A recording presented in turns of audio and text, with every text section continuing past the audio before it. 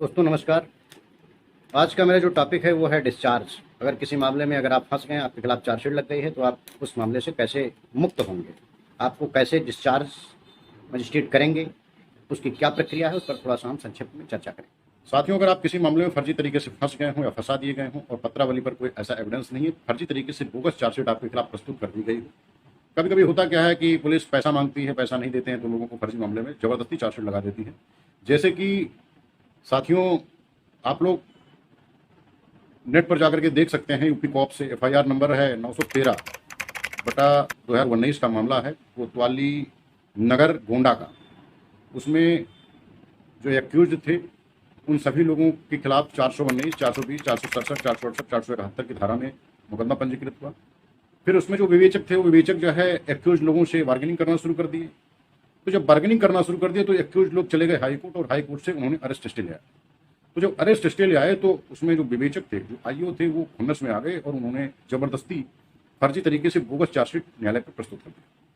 तो उस मामले की मैं पैरवी कर रहा था और उसमें मैंने डिस्चार्ज एप्लीकेशन मूव किया, 239 CRPC की एप्लीकेशन मूव किया।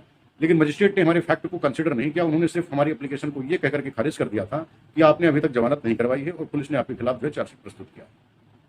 उस ऑर्डर को मैंने रिविजनल कोर्ट के समक्ष मैंने चैलेंज किया और रिविजनल कोर्ट को मैंने ये बताया कि अगर मामला बोगस है, फर्जी है, जिसमें हमारे खिलाफ कोई एविडेंस ही नहीं है पत्रावली पर, उसमें हमको जमानत कराना कहीं जरूरी नहीं है। ऐसा कहीं लिखा ही नहीं है डिस्चार्ज में, 239 CRPC में ऐसा कहीं कुछ मैंडेटरी नहीं है कि जमानत कराने के बाद में ही डिस्चार्ज एप्लीकेशन मूव कर सकते हैं।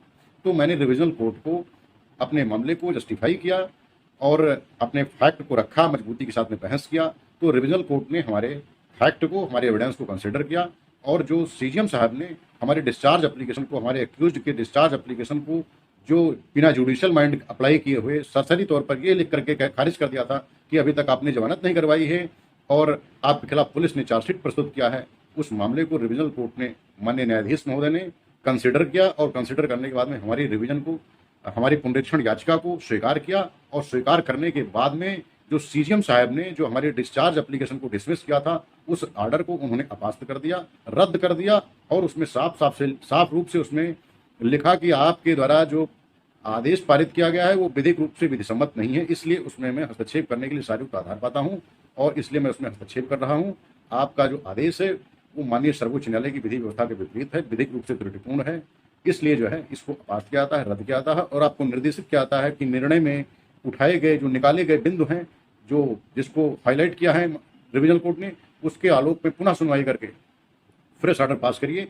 तो ऐसी दशा में मजिस्ट्रेट के पास में सिर्फ 2 ऑप्शन होता है डिस्चार्ज एप्लीकेशन मूव करने पर। वो आपकी एप्लीकेशन को या तो अलाउ करेंगे, या तो स्वीकार करेंगे, या तो खारिज करेंगे।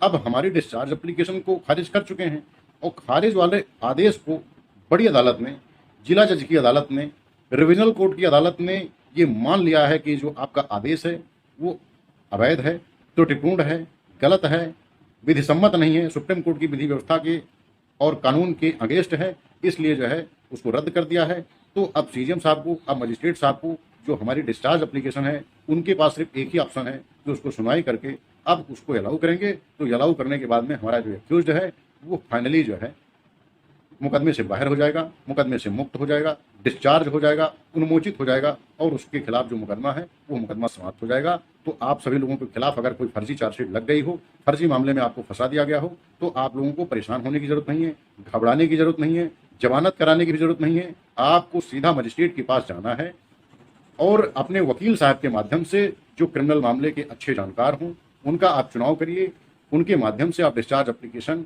मजिस्ट्रेट के समक्ष प्रस्तुत करवाइए और सारे फैक्ट को, सारे एविडेंस को कंसिडर करने के बाद में मजिस्ट्रेट साहब अगर ये पाते हैं कि जो पुलिस रिपोर्ट प्रस्तुत की गई है और आपका एविडेंस देखेंगे और जो वादी पक्ष है, जो लोक अभियोजक होता है, उसको सुनवाई करेंगे। सुनवाई करने के बाद में अगर लगता है कि मामला फिट है, आप डिस्चार्ज करने के लायक हैं, तो आपको डिस्चार्ज कर दिया जाएगा। और अगर आपकी डिस्चार्ज एप्लीकेशन खारिज जाती है तो आप रिविजनल कोर्ट में आप चैलेंज कर सकते हैं, जैसे कि मैंने चैलेंज किया, मेरी रिवीजन अलाउ हुई। तो आपको घबराने की जरूरत नहीं है कि आप कभी इस प्रकार से अगर किसी फर्जी मामले में फंसा दिए गए हैं या आपके खिलाफ कोई फर्जी चार्जशीट लग गई है तो आप बिल्कुल घबराएं ना, आप उसका मजबूती के साथ अपना पक्ष रखें, डिस्चार्ज एप्लीकेशन लगाएं और आप मुकदमे से, अगर आपके खिलाफ कोई एविडेंस नहीं है तो आप बिना बेल के, बिना जेल के, आप चुटकियों में, बड़े मुकदमे में, इस मुकदमे की जिसकी मैं जिक्र कर रहा हूँ, क्राइम नंबर 913/2019, कोतवाली नगर गोंडा, 419, 420, 467, 468, 471, इसमें जो है एक्यूज चुटकियों में बाहर हो गया, उसको ना तो जमानत करानी पड़ी और ना उसको जेल जाना पड़ा। तो आप सभी लोग अपने मामले की अच्छे से पैरवी करिए, ठीक से पैरवी करिए। तो कोई जरूरी नहीं है कि अगर पुलिस ने आपको फर्जी तरीके से फंसा दिया है तो आपको जेल जाना पड़ेगा या आपको बेल करवाना पड़ेगा। आपके पास में बहुत सारे रेमेडीज हैं। आप अगर चाहें तो चार्जशीट लग गई है, तो अगर माननीय उच्च न्यायालय में जाना चाहेंगे तो आपको 482 में वहां पर क्वेश्चन फाइल करके आप क्वेश्चन करा सकते हैं मुकदमे को। लेकिन आप अगर चाहते हैं कि आपका ट्रायल कोर्ट में ही आपको कुछ रिलीफ मिल जाए तो ट्रायल कोर्ट के पास में भी ऑप्शन है। अगर आप वहां पे डिस्चार्ज एप्लीकेशन मूव करेंगे, सुनवाई होगी, सुनवाई होने के बाद में अगर लगता है कि हाँ बोगस मामला है, फर्जी मामला, आपको फर्जी तरीके से फंसाया गया, आपके खिलाफ कोई एविडेंस नहीं है, तो जो है ट्रायल कोर्ट जो होता है वो मजिस्ट्रेट का कोर्ट है, तो मजिस्ट्रेट 249 सीआरपीसी में आपको डिस्चार्ज कर देंगे। और अगर सेशन ट्रायल है, सेशन कोर्ट का मामला है, जिला अदालत का मामला है, जिला जज के यहाँ का मामला है, तो आपको 227 सीआरपीसी के तहत आपके डिस्चार्ज एप्लीकेशन को सुनवाई करने के बाद में उसका मेरिट पर निर्धारण करेंगे। अगर आप डिस्चार्ज होने लायक हैं तो आपको डिस्चार्ज कर देंगे। तो आपको घबराने की जरूरत नहीं, परेशान होने की जरूरत नहीं, बस आपको लीगल रेमेडीज पता होना चाहिए, अच्छा काउंसिल जानकारी होनी चाहिए। अच्छे काउंसिल के माध्यम से अगर आप अपने मामले की डिफेंस करेंगे, पैरवी करेंगे, तो निश्चित रूप से आप सफल होंगे। बस आज के लिए इतना ही। बाकी डिटेल में जानकारी करने के लिए, डिटेल में अगर कोई सलाह चाहते हैं आप, तो आप विजिट कर सकते हैं हमारे चैम्बर पर, व्यक्तिगत रूप से हमसे मिल सकते हैं, या फिर मेरे मोबाइल नंबर पर आप संपर्क कर सकते हैं।